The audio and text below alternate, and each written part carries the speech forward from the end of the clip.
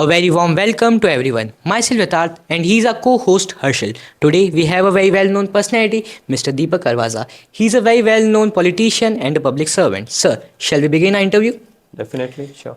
Sir, जैसे कि आप एक बहुत फेमस पॉलिटिशियन हैं, बहुत ही अच्छे पॉलिटिशियन हैं, आप मल्टीपल चीज़ों को एक साथ मैनेज करने के लिए स्पेशलाइज्ड भी होंगे। आप उन बच्चों को क्या एडवाइस देना चाहोगे जो अपने साथ मल्टीपल चीज़ों को लेके चलना चाहते हैं, उन्हें एक साथ मैनेज करना चाहते हैं पर वो मैनेज नहीं कर पा रहे?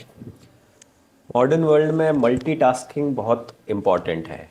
आप एक ही टास्क पे फोकस नहीं कर सकते हो, आपको हर फील्ड में एक्सपर्ट होना होता है। तो उसके लिए सबसे ज़रूरी चीज़ है वो है टाइम मैनेजमेंट।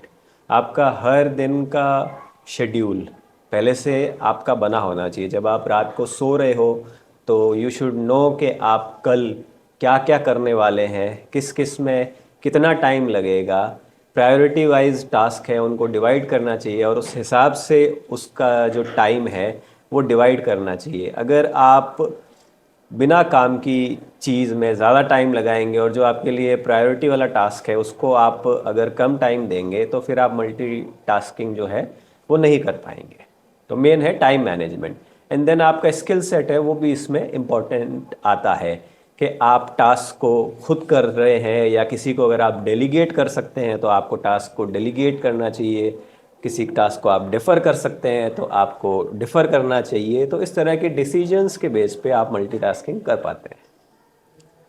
सर, अगर किसी को आपकी तरह सिविल सर्विसेज में जाना हो या देश की सेवा करनी हो तो आप उसे क्या एडवाइस देना चाहेंगे?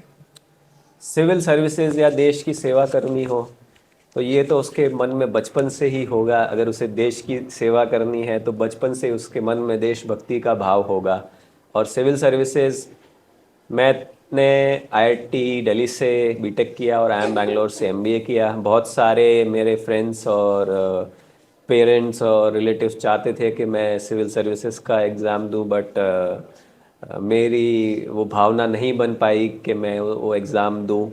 लेकिन जो प्रिपरेशन कर रहे हैं सिविल सर्विसेज के लिए तो एक ही चीज़ है कि पेशेंस।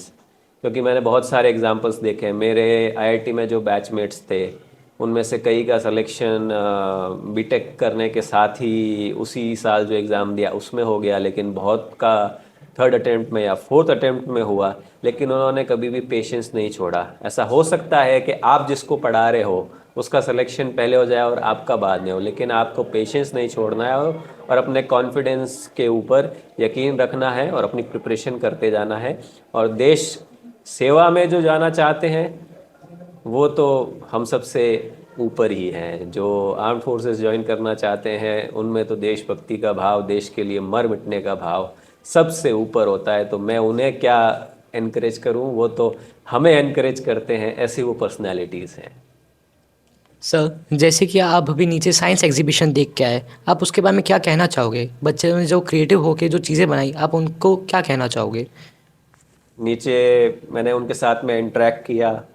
पहले तो इंडिविजुअली हर डेस्क पे मैं गया, टेबल पे, और मैंने हर एक मॉडल को बहुत ही बारीकी से देखा, उनसे इंटरेक्ट किया, उनसे पूछा भी, कुछ नॉलेज भी गेन किया। तो मैं यही कहूँगा कि ये जो साइंस एग्जीबिशन जो है, और वो भी 6th 7th 8th क्लास के बच्चों ने अगर इतने सुंदर मॉडल बनाए हैं तो वाकई में मुझे बहुत मन से खुशी हुई। आई वॉज रियली इम्प्रेस्ड कि इस तरह की चीज़ें 6th 7th 8th क्लास के बच्चे बना रहे हैं। मैंने एक चीज़ कही भी कि हमारे टाइम में तो 6th 7th 8th में जब हम बुक्स में कोई मॉडल या कोई डायग्राम देखते थे अच्छा सा, तो बस उसको देख के ही खुश हो जाते थे कि कितना अच्छा डायग्राम है। लेकिन उसको लाइव डिस्प्ले पे, और सिर्फ डिस्प्ले पे नहीं रखना, उसको वर्किंग मॉडल में बनाना, और सिर्फ एक कॉन्सेप्ट पे नहीं। इस एग्जीबिशन में मल्टीपल सब्जेक्ट्स, मल्टीपल कॉन्सेप्ट्स हैं वो प्रिपेयर किए गए हैं। तो वाकई में मैंने बच्चों को बहुत खुशी जाहिर करते हुए मैंने उनका बहुत धन्यवाद किया कि वाकई में आपने बहुत सारा एफर्ट्स डाला है, आप लोग बहुत टैलेंटेड हो और आपको आगे इस चीज़ को कंटिन्यू करना है। Thank you, sir. It was our pleasure to interact with you. That's our time. Gyananantam. Thank you so much, and thanks for inviting me to the school, and thanks to you as well कि मुझे पता नहीं था कि यहाँ आपका media का भी डिपार्टमेंट है, मीडिया क्लब बना हुआ है, और इस इतने अच्छे तरीके से आप पॉडकास्ट भी करते हैं। बहुत अच्छा लगा आपसे इंटरेक्ट करके। Thank you so much.